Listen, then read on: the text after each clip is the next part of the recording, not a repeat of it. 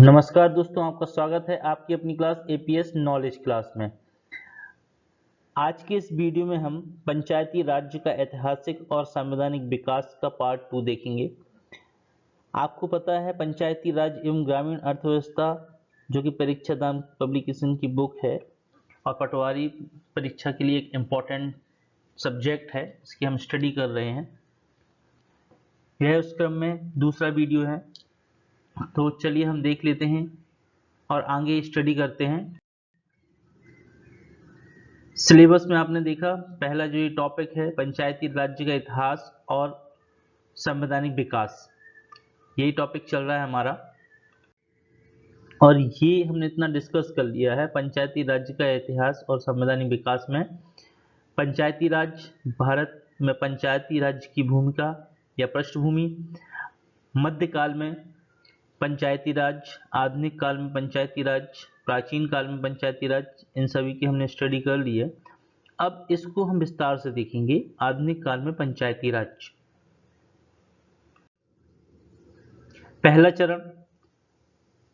पहला चरण जो है 1757 से 1990, ये पहला चरण जो है इसका टाइम है।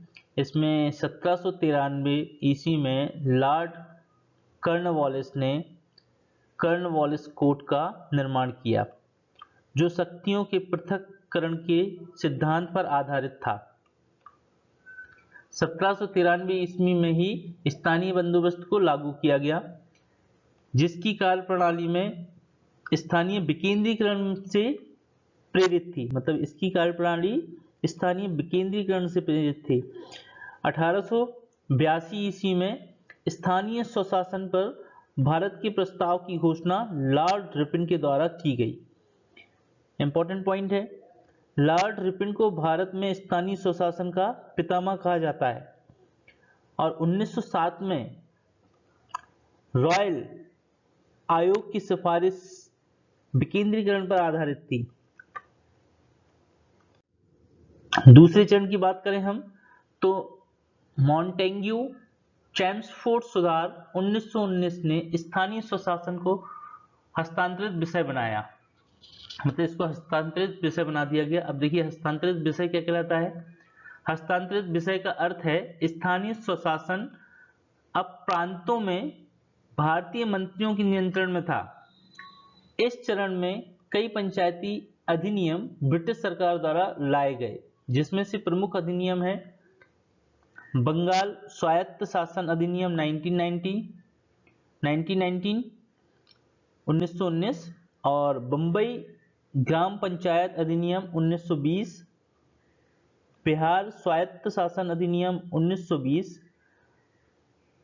मद्रास पंचायत अधिनियम 1922 और असम स्वायत्त शासन अधिनियम 1925।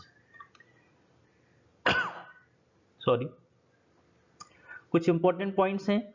लॉर्ड रिपन ने 1882 में एक प्रस्ताव पारित करके स्थानीय शासन के लिए निम्न प्रावधान किए। उसमें है पहला, जिला बोर्ड का गठन किया गया। स्थानीय बोर्ड को कार्य करने तथा आय के स्रोत दिए गए। नेक्स्ट देख लीजिए, सरकारी हस्तक्षेप की अनुमति कार्यों की समीक्षा करने तक ही सीमित कर दी। ये कुछ इंपॉर्टेंट पॉइंट थे। अब तीसरे चरण की बात कर लेते हैं हम। संविधान सभा में लंबी बहस के बाद शासन ने विकेंद्रीकरण पर सहमति बनी।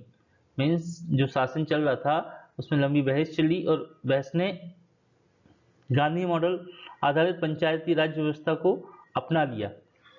सहमति हुई और इसको अपना लिया। संविधान गठन के समय अनुच्छेद 40 में पंचायती राज व्यवस्था को नीति निर्देशक तत्व में शामिल किया गया। संविधान में पंचायती राज व्यवस्था को राज्य सूची की विषय वस्तु में शामिल किया गया। भारत में 1952 में सामुदायिक विकास कार्यक्रम को प्रस्तुत किया। सामुदायिक विकास कार्यक्रम को कब प्रस्तुत किया भारत में?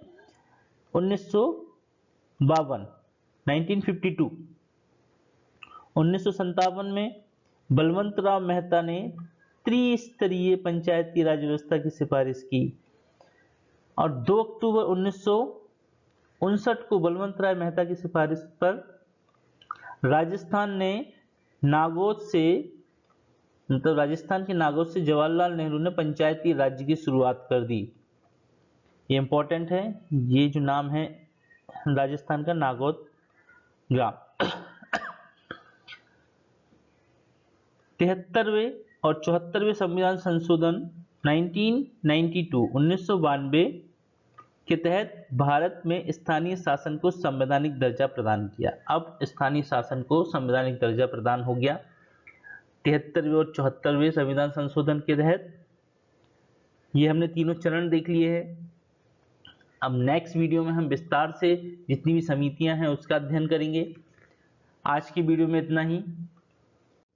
यदि आपको वीडियो पसंद आए तो वीडियो को लाइक, शेयर एंड चैनल को सब्सक्राइब करना ना भूलें। धन्यवाद।